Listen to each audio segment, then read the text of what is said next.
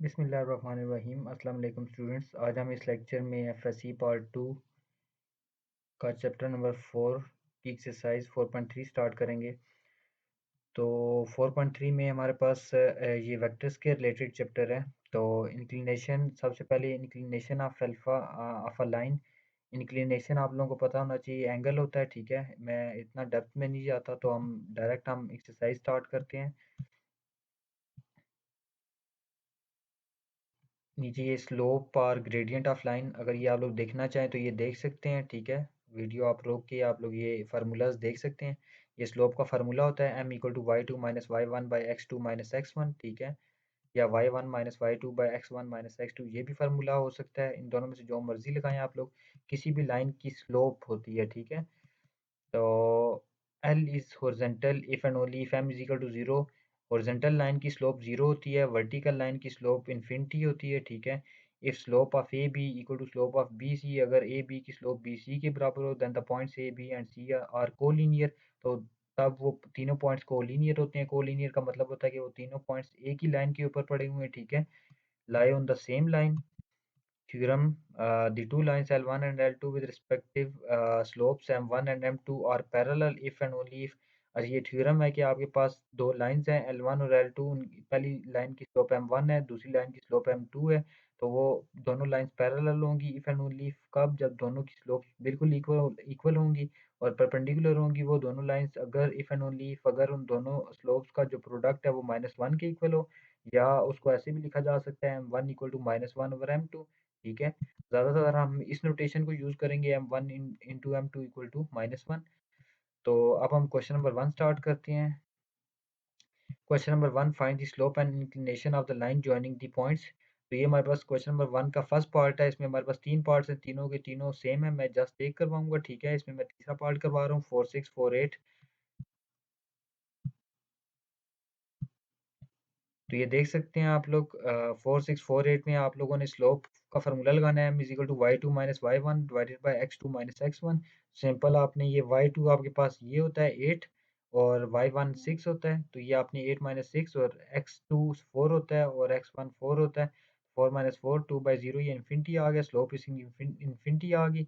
Since tan alpha is equal to m, अब हमने tan alpha equal to m angle निकालने के लिए ये tan अल्फा को m के बराबर रखना होता है। m इन्फिनिटी आया है तो tan जाके इन्वर्स हो जाएगा। tan इन्वर्स इन्फिनिटी 90 पे आता है। ठीक है, alpha is equal to 90 degree. तो आपने इन तीनों पार्ट्स के अंदर स्लोप का फार्मूला और एंगल का फार्मूला ये दोनों का सेम रखना है। ठीक है, ये मैं ऊपर वाली पार्ट आप लोगों को शो करवा देता हूँ, आप लोगों ने करने खुद है। ठीक है, ये स्लोप फाइंड किया हुआ है, ये एंगल फाइंड किया हुआ है। इसी तरह ये स्लोप फाइंड किया हुआ है और ये एंगल इसका, ये एंगल फाइंड किया हुआ है। ठीक है, ये इसने एंगल फाइंड किया हुआ है। ये साथ डायग्राम भी बनाना चाहते हैं तो आप लोग ये ग्राफ भी इसका बना सकते हैं। ठीक है, in the triangle A B C find the slope of. अब आपके पास 3 पॉइंट्स गिवन है। ठीक है, आपने स्लोप फाइंड करनी है each side of the triangle, triangle की हर साइड की, each median of the triangle, each altitude of the triangle. सबसे पहले हम each side of the triangle, एक ट्राइंगल ए बी सी ले लेते हैं, हर साइड की इसकी स्लोप फाइंड कर लेते हैं। तो हर साइड की स्लोप कैसे फाइंड करेंगे?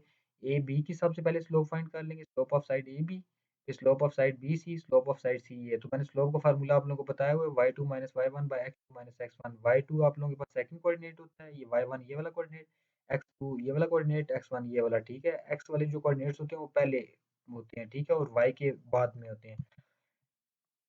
Let D, E and F are midpoints of sides A, B, B, C and C respectively। अब आपके पास मीडियन फाइंड करने के लिए, मीडियन की स्लोप्स फाइंड करने के लिए आपने क्या काम करना है? सबसे पहले आपने मिड पॉइंट्स फाइंड करने हैं। बी सी का मिड पॉइंट ई फाइंड कर लेना है, डी मिड पॉइंट फाइंड करना है ए बी का, और एफ मिड पॉइंट फाइंड करना है ए सी का। ठीक है, तो ये देख लें इसने फाइंड किए हुए हैं कोऑर्डिनेट्स ऑफ डी।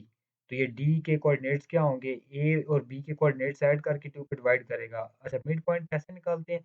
सिंपल, अभी ये ए बी के, अब ए बी के बीच में डी का पॉइंट निकालना है। तो ये देखिएगा आप लोग, ये ए और ये बी है, तो आपने 8 और -4 को ऐड करना है और 2 पे डिवाइड करना है। इसी तरह 6 और 2 को ऐड करके उनको 2 पे डिवाइड करना है। किसी भी 2 पॉइंट्स पे मिड पॉइंट ऐसे निकाला जाता है। ठीक है, पहले 2 कोऑर्डिनेट्स को ऐड करके 2 पे डिवाइड करते हैं और फिर इनके दूसरे कोऑर्डिनेट्स को ऐड करके 2 पे डिवाइड करते हैं। ठीक है, तो ये आप लोग देख सकते हैं कोऑर्डिनेट्स ऑफ डी इस तरह से निकाले गए हैं।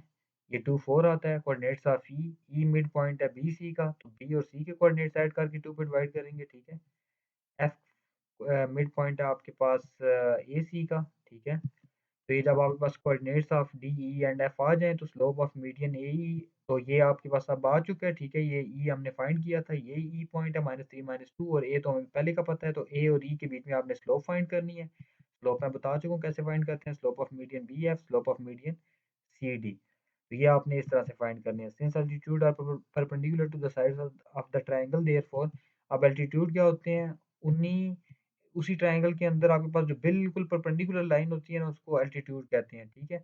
अब बिल्कुल इसके ऊपर परपेंडिकुलर लाइन ये है बीसी के ऊपर, इसी तरह ये है, फिर ये है, ठीक है। तो ये slope of altitude from vertex ए से आपके पास स्लोप ऑफ एल्टीट्यूड, किसी भी एल्टीट्यूड का स्लोप फाइंड किया जाता है तो उसका वो -1 over slope of side B C, जिसके ऊपर वो परपेंडिकुलर होता है उसी की स्लोप हम नीचे उसके रखते हैं -1 के नीचे, तो -1 बाय -4 रखेंगे। इसी तरह slope of altitude from vertex B और slope of altitude from vertex C. तो question number 3, by means of slope show that the following points lie in the same line. तो ये 4 क्वेश्चन है इसके अंदर, एक क्वेश्चन मैं करवा देता हूँ, ये इसका डी पार्ट मैं करवा देता हूँ, ठीक है। ये ए आप लोग देख सकते हैं, बी सी आप लोगों ने खुद करना है, और डी मैं करवा देता हूँ। ए बी सी 3 दिए हुए हैं, B given point, slope of A B की स्लोप फाइंड करनी है, slope of B C find करनी है, ठीक है। ए माइनस बी और सी माइनस ए आ गई, दोनों इक्वल आ गई हैं slope, slope of A B equal to slope of B C, therefore A B C lie on the same line. इसका मतलब ये तीनों पॉइंट्स सेम लाइन के ऊपर लाई करते हैं, ठीक है। Question number 4, find K so that the line joining A, B and the line joining C, D are parallel perpendicular। अब दो पेयर्स दिए हुए हैं, A, B को ज्वाइन करना है और C, D को ज्वाइन करना है। तो आपने slope of A, B find करनी है, उसको M1 का नाम देना है, slope of C, D find करनी है, उसको M2 का नाम देना है।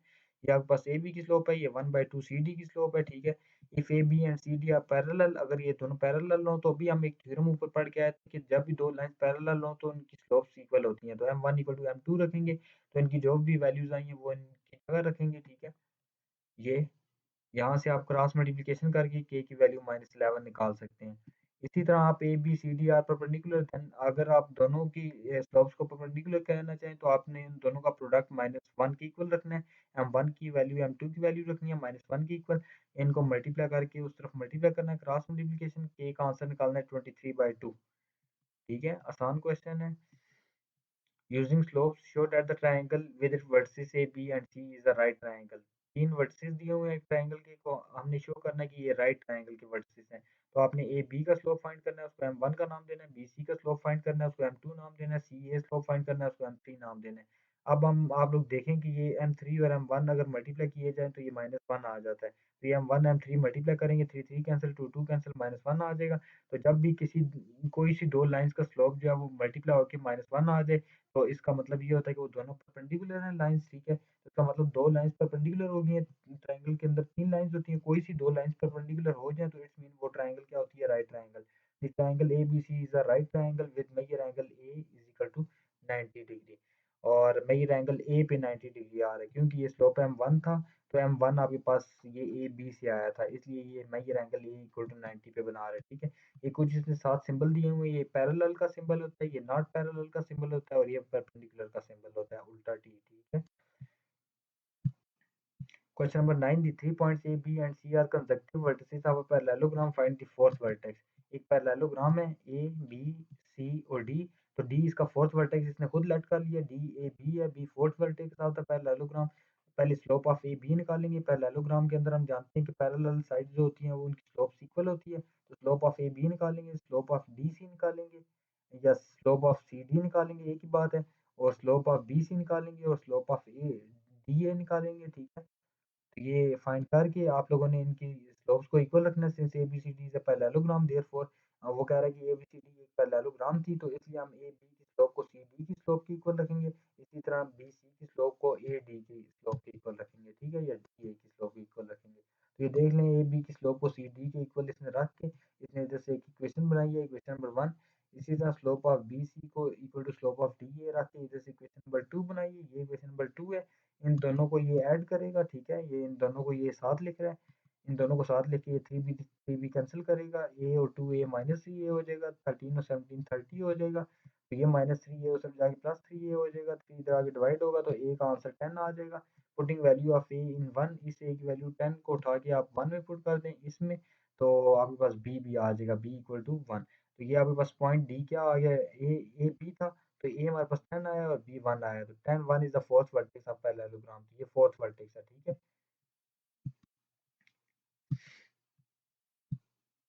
The points A, B, and C are consecutive vertices of a rhombus. Find the fourth vertex and show that the diagonals of the rhombus are perpendicular to each other. तो ये rhombus है आपके पास, ठीक है।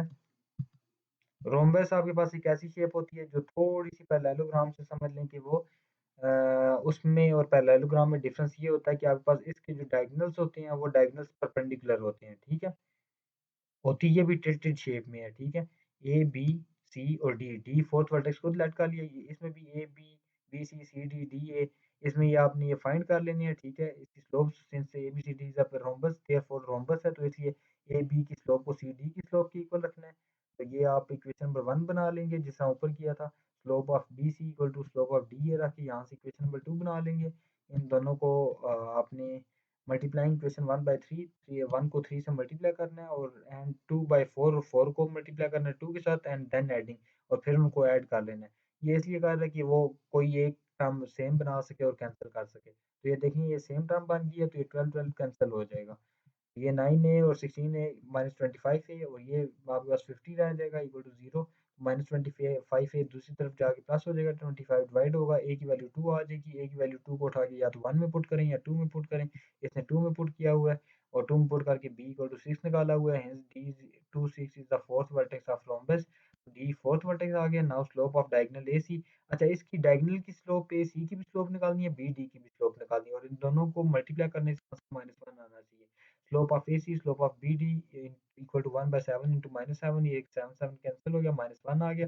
तो diagonal of a rhombus are perpendicular to each other, इसका मतलब ये हुआ कि आपके पास जो रोम्बस के डायगोनल्स है वो परपेंडिकुलर है, तो इसका मतलब वो वाकई ही रोम्बस है, ठीक है। रोम्बस के डायगोनल्स परपेंडिकुलर होते हैं।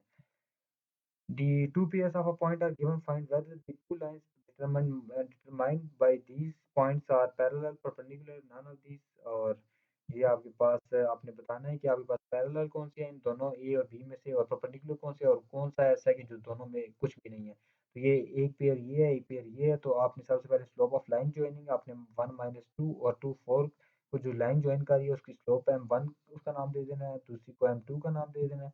अभी देख लें m1 m2 तो इक्वल है नहीं, तो आल्सो m1 m2, अब आखिरी ऑप्शन m1 m2 मल्टीप्लाई करने का रह जाता है, तो उनको मल्टीप्लाई करें तो ये आपके पास -1 और 2 आता है, ये -1 नहीं आ रहा। तो lines are neither parallel nor perpendicular, ना तो ये पैरेलल है और ना ही परपेंडिकुलर है। इसी तरह बी पार्ट आप लोगों ने खुद करना है, इसी तरह वो चेक करना है आप लोगों ने m1 m2 निकाल के क्या वो इक्वल आते हैं कि नहीं आते, या उनका प्रोडक्ट -1 आता है कि नहीं आता। तो ये डू योरसेल्फ, ठीक है, इसका बी पार्ट। तो यहाँ तक आप लोगों ने अच्छे से प्रैक्टिस करनी है, इंशाल्लाह हम नेक्स्ट क्वेश्चन जो है वो नेक्स्ट लेक्चर में स्टार्ट करेंगे।